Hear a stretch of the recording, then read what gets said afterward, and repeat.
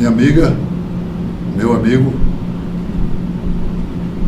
vamos marcar esse programa com uma coisa aparentemente negativa, mas ela é parte, porque falamos sempre sobre a vida humana, a vida literária, a vida cultural como um todo, sempre vida.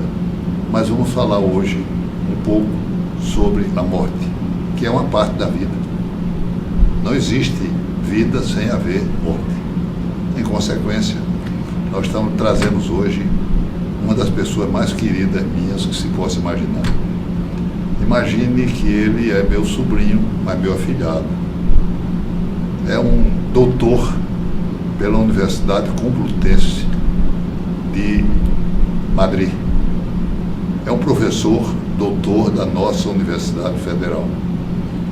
E é também, ao lado do trabalho dele, que ele é professor de bioética e tanatologia. Tanatologia não é mais, você sabe, de que o estudo da ciência da morte, que é uma parte da vida. Então ele ensina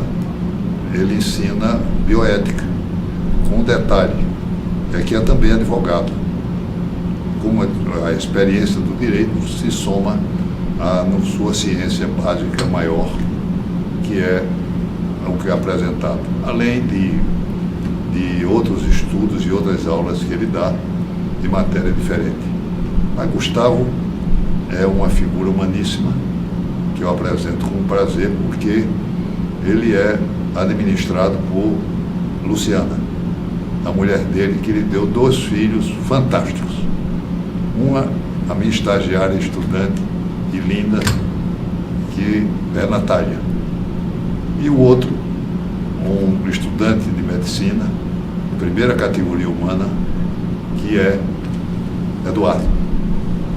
Então, com essa composição, além de mais ser filho de Dina e Clênio, torna a aproximação maior e bem querida.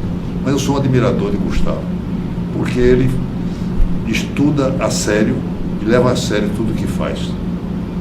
Muita dedicação, muito estímulo. Vamos conversar hoje sobre testamento. É uma tradução do inglês, mas seria o testamento vital. Em outras palavras, até onde eu entendi bem, trata-se de uma condição ética estabelecida pela pessoa como previsão do que será a sua morte, como ela poderá ser conduzida. Gustavo, vamos conversar um pouquinho aqui. Boa tarde.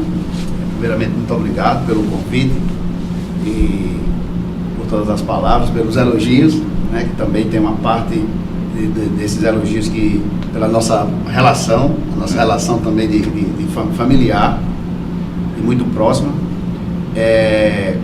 Mas começando a falar sobre o nosso tema, sobre o testamento vital, de fato, testamento vital, ele vem desse termo em inglês living will, que foi criado por um advogado norte-americano chamado de Louis Kuttner, e foi quem primeiro escreveu o testamento vital em 1969, muito embora pouco conhecido no Brasil, mas já nos Estados Unidos já funciona já há bastante tempo.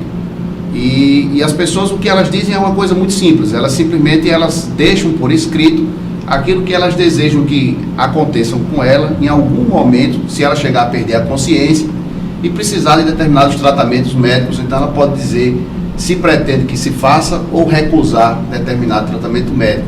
Então ela deixa por escrito e as pessoas estão tomando conhecimento, os médicos, eles respeitando a autonomia daquela pessoa, eles podem se abster de fazer determinado tipo de tratamento, por exemplo, um tratamento invasivo, vamos supor aqui uma hemodiálise, deixar de fazer uma hemodiálise, ou deixar de fazer uma traqueostomia, ou deixar de fazer uma cirurgia, naquela pessoa que se encontra numa condição já muito debilitada, que a gente já considera que é um paciente que caminha no processo de morte, porque infelizmente não é o que nós queremos, mas a morte, ela faz parte da nossa vida, é um processo natural e chega a um determinado momento em que o indivíduo ele entra nesse processo de terminalidade, no processo de morte. E quando existe essa situação, em respeito à dignidade da pessoa humana, e aqui entra a parte jurídica também, em respeito à dignidade da pessoa, em respeito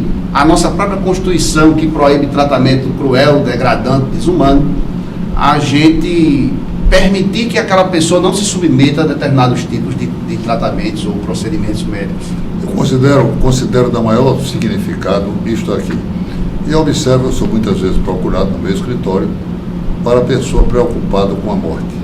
Geralmente a preocupação é com se fazer ou não fazer o seu testamento.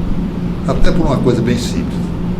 É que, infelizmente, a família, que é o maior elo, o elo inicial da sociedade, mas também briga por dinheiro, briga por poder, briga por dominação.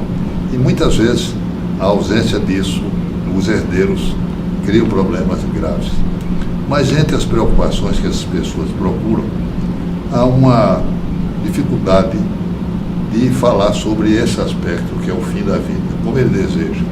Ele vai ter uma vida vegetativa apenas, e se for, vai prolongar essa vida. Se ele perder a consciência, ele continua com esse trabalho.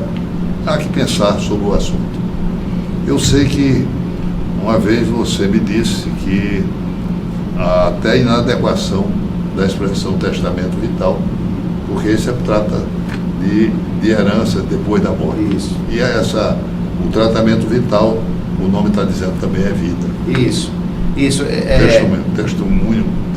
Testamento vital. Nós, inclusive, utilizamos no Brasil outro termo que nós utilizamos aqui, o Conselho Federal de Medicina utiliza diretivas antecipadas de vontade.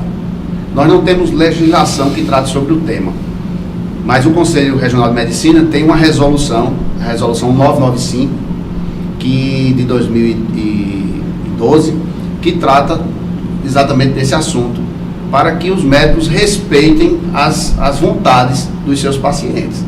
Então, lá na resolução eles tratam com esse nome, diretivas antecipadas de vontade, declaração de vontade. Nós poderemos falar declaração de vontade, simplesmente uma declaração, mas é algo para acontecer antes da morte. O que um testamento, juridicamente falando, seria algo para depois da morte. Vocês estão vendo como é importante a presença de Gustavo e como ele nos esclarece sobre o assunto. Fique conosco, nós voltamos já.